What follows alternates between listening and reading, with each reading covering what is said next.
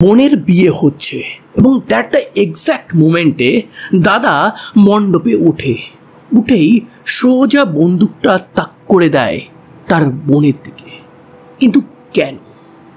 বিয়ের দিন যে কোনো দাদা বা ভাই তারা সবসময় হ্যাপি থাকে, সবার সাথে কথা বলছে, কারোর কোনো প্রবলেম হচ্ছে কিনা সেটা দেখাশোনা করে। কিন্তু ইন দ্য লাস্ট যখন বোন বা দিদির বিদায় হয় তখন তারা আর চোখের জল থামাতে পারে না। কিন্তু এই ক্ষেত্রে দাদা তো ডাইরেক্ট বন্দুক নিয়ে বোনের দিকেই তাক করলো, কারণটা কি? আর উল্টো দিকে এক বয়ফ্রেন্ড তার গার্লফ্রেন্ডের হাজব্যান্ডকে মারার একটা মাস্টার প্ল্যান করে নিয়েছে, কিন্তু সেই প্ল্যানে হয়ে যায় সমস্ত কিছু উল্টো। তাতে মারাই যায় তার গার্লফ্রেন্ডের পেটে থাকা বাচ্চা এবং সে নিচে। কিন্তু কি করে হলো? ভারতের মধ্যপ্রদেশের ভোপালে একটা বড়লোক ফ্যামিলি আছে। সেই ফ্যামিলিতেই জন্ম হয় জয়শ্রী নামদেবের। এই জয়শ্রী ছোটবেলা থেকে কোনো অভাব বুঝতে পারেনি। তার বাবা বড় সরকারি অফিসার ছিল, তো সংসারে কোনো অভাবও ছিল না, জয়শ্রীরও কোনো অভাব ছিল না। জয়শ্রী পড়াশুনোতে ভালো ছিল, সে ভালো মতন পড়াশুনো করে, ক্লাসে র্যাঙ্ক করে, দেন মেডিকেল এন্ট্রান্স এক্সাম দেয় এবং সেই এক্সামে ভালো রেজাল্ট করে ভোপাল মেডিকেল কলেজ থেকে এমবিবিএস পড়াশুনো শুরু করে। এমবিবিএস সে পাশও করে যায়। তারপর জবলপুর যায়, জবলপুরের এক মেডিকেল কলেজ থেকে সে পোস্ট গ্র্যাজুয়েশন কমপ্লিট করে। দেন আবার ভোপালে ব্যাক করে একটা হসপিটালে সে বাচ্চাদের ডাক্তার হিসাবে জয়েন করে। ওই হসপিটালেই আর এক ডাক্তার ছিল রোহিত নামদেব। যেহেতু এই দুজনের টাইটেল এক ছিল, সেহেতু বাদবাকি কলিগরা তাদেরকে বলতো যে তোমরা বিয়ে কেন করে নাও না। তো এই ক্ষেত্রে রোহিতেরও পরিচয় দিতে হয়। রোহিত ছিল জুনিয়র সার্জন, সেও ভোপাল মেডিকেল কলেজ থেকে এমবিবিএস পাশ করে। তার বাবাও সরকারি চাকরি করে। তারপর সেও যেখান থেকে জয়শ্রী পোস্ট গ্র্যাজুয়েশন কমপ্লিট করেছে সেখানে রোহিতও পোস্ট গ্র্যাজুয়েশন কমপ্লিট করে। তারা 7 বছর একই কলেজে পড়েছে, কিন্তু একে অপরকে চিনত না, বিকজ তাদের ডিপার্টমেন্ট আলাদা ছিল। হসপিটালে কাজ করতে করতে একটা সময় জয়শ্রী এই রোহিতের ব্যাপারে জাস্ট আউট অফ কিউরিওসিটি তার ফ্যামিলিতে বলে।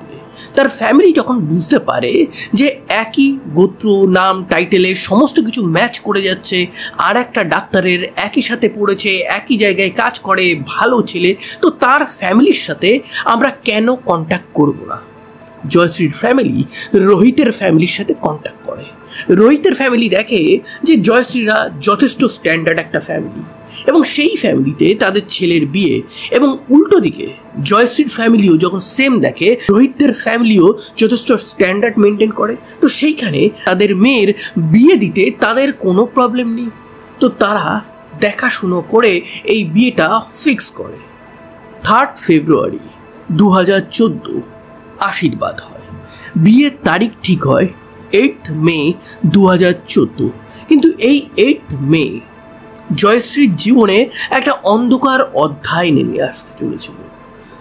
ভোপালের সব থেকে প্রিমিয়াম প্লেসে একটা বড় গার্ডেন ভাড়া নেওয়া হয়েছিল যেখানে বিয়ে হবে। ওখানে আশেপাশে আরও অনেক ম্যারেজ হল আছে এবং যখন ওখানে না পরপর বিয়ে হয়, ওই জায়গাটাকে দেখে যে কারোর মনে হবে একটা ডেস্টিনেশন ওয়েডিং হওয়ার জায়গা। তো যাই হোক, সেখানে বিয়ে শুরু হয়েছে। বিয়ে শুরু হয়ে পুরোহিত মন্ত্র পড়তে শুরু করেছে। পাত্র পাত্রী একে অপরকে মালা পরায় এবং সেই মালা পরিয়ে বিয়ে সবে সবে কমপ্লিট হয়েছে। তারপর ফটো সেশন শুরু হয় এবং যেই না ফটো সেশনে এক এক করে আত্মীয়রা উপরে আসছে, তখনই ওই মঞ্চে আসে এক ব্যক্তি এবং সে কোনো ফটো তুলতে আসেনি। সে সোজা জয়শ্রীর দিকে একটা দেশি বন্দুক তাক করে এবং গুলি চালায়। তারপর সেকেন্ড গুলিটা জয়শ্রীর উড বি হাজব্যান্ড রোহিতের দিকে চালায়, কিন্তু রোহিত কোনোভাবে সাইড হয়ে যায়। বরের বন্ধুর গায়ে সেই গুলিটা লাগে। এই দুটো গুলির আওয়াজে বিয়ের আসরে রীতিমতন সবাই চমকে যায়। চমকে গিয়ে ওই মঞ্চের দিকে ওই ব্যক্তিকে সবাই দেখতে থাকে। সবাই গিয়ে তার উপর অ্যাটাক করে। এইদিকে যখন অ্যাটাক চলছে তখন মঞ্চের উপর পড়ে আছে জয়শ্রী। জয়শ্রীর পাশেই পড়ে আছে বরের বন্ধু। খানিকক্ষণ পর সবার হুঁশ ফিরলে তাদেরকে নিয়ে হসপিটালে যাওয়া হয়। হসপিটালে গেলে বরের বন্ধু তো বেঁচে যায়, তাকে হসপিটালে তো অ্যাডমিট করে নেওয়া হয়, কিন্তু জয়শ্রী মানে নববধূর ভাগ্য খারাপ ছিল, তাকে তো বলে ঘোষণা করা হয়। এবং এরপরেই পুলিশ ওখানে আসে, এসে দেখে যে পুরো বিয়ের আসর খালি, সেখানে কেউ নেই, শুধুমাত্র একটা বডি পড়ে আছে, সে কষ্টে কাতরাচ্ছে। তাকে ওখান থেকে উদ্ধার করে সোজা একটা সরকারি হসপিটালে নিয়ে যাওয়া হয়। সেই হসপিটালে তার চিকিৎসা চলে। 2 দিন পর সেই ব্যক্তির মোটামুটি জ্ঞান ফেরে এবং তার সাথে কথাবার্তা শুরু করে পুলিশ। এবং জ্ঞান ফিরতেই সেই ব্যক্তি বলে যে জয়শ্রী কেমন আছে, জয়শ্রীর কিছু হয়নি তো। এবার পুলিশ ভাবে যে যে ব্যক্তি মোস্ট প্রবাবলি এই অ্যাটাকটা করেছে সে কেন জয়শ্রীর ব্যাপারে খোঁজ খবর নিচ্ছে। এইদিকে পুলিশ বিয়ের আসরের সিসিটিভি ফুটেজ দেখা শুরু করে। সিসিটিভি ফুটেজ দেখে তারা কনফার্ম হয় যে ব্যক্তি হসপিটালে জয়শ্রীর খোঁজ খবর নিচ্ছে সেই জয়শ্রীকে মেরেছে। তো সেই ক্ষেত্রে তাকে জিজ্ঞাসাবাদ শুরু হয়। তাকে জিজ্ঞাসাবাদে প্রথমে সে এদিক সেদিকের অনেক কথা বলতে শুরু করে পুলিশকে। তারপর ডাইরেক্ট পুলিশ যখন দেখে এই অসুস্থ ব্যক্তির কাছ থেকে তেমন কিছু বলানো যাবে না, তখন তারা জয়শ্রীর বাবাকে ডাইরেক্ট কোশ্চেনিং শুরু করে। তাকে বলে এই ব্যক্তিকে কি আপনি চেনেন? তখন সে বলে হ্যাঁ, খুব ভালো করে চিনি, সে হচ্ছে আমার বোনের ছেলে, আমি তার মামা হই। তখন পুলিশ অবাক হয়ে যায়, দাদা কেন তার বোনের উপর এইভাবে বন্দুক তাক করে তাকে বিয়ের দিন হত্যা করবে? তাদের মধ্যে কি কোনো ঝামেলা ছিল? জমি জমা নিয়ে কোনো ঝামেলা ছিল? ভাই বোনের মধ্যে কোনো ঝামেলা ছিল?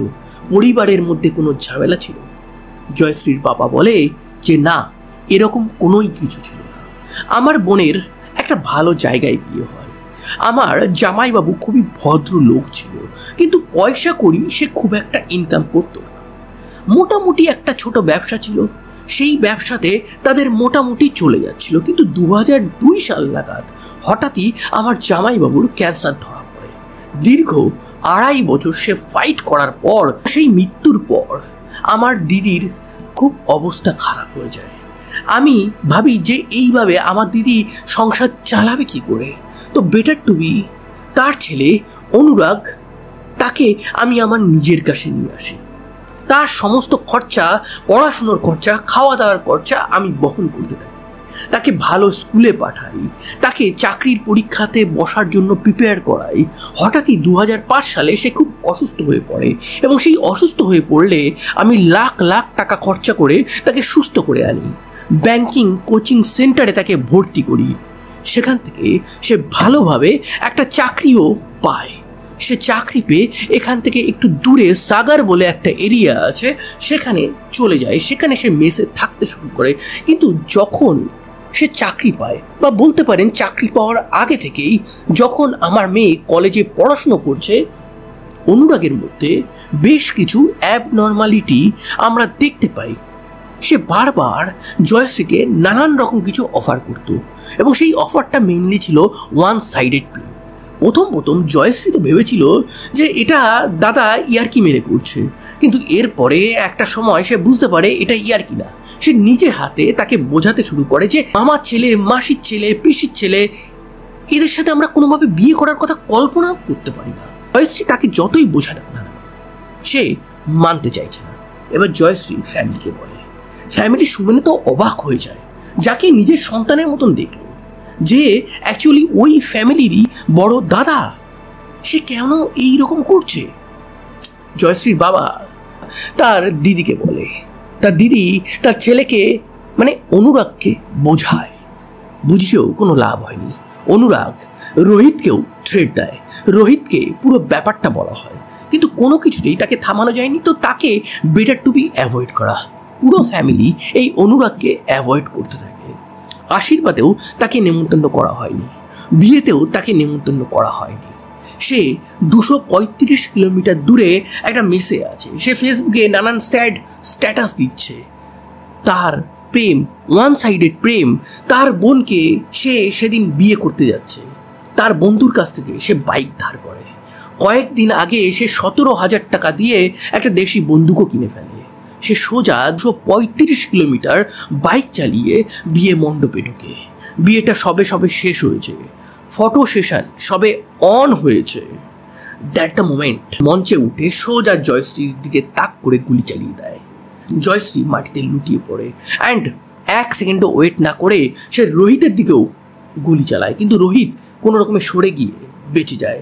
গুলিটা গিয়ে লাগে রোহিতের এক বন্ধুর গায়ে। রোহিতের বন্ধুও পরে হসপিটালে নিয়ে গেলে তাকে বাঁচিয়ে ফেলা যায়।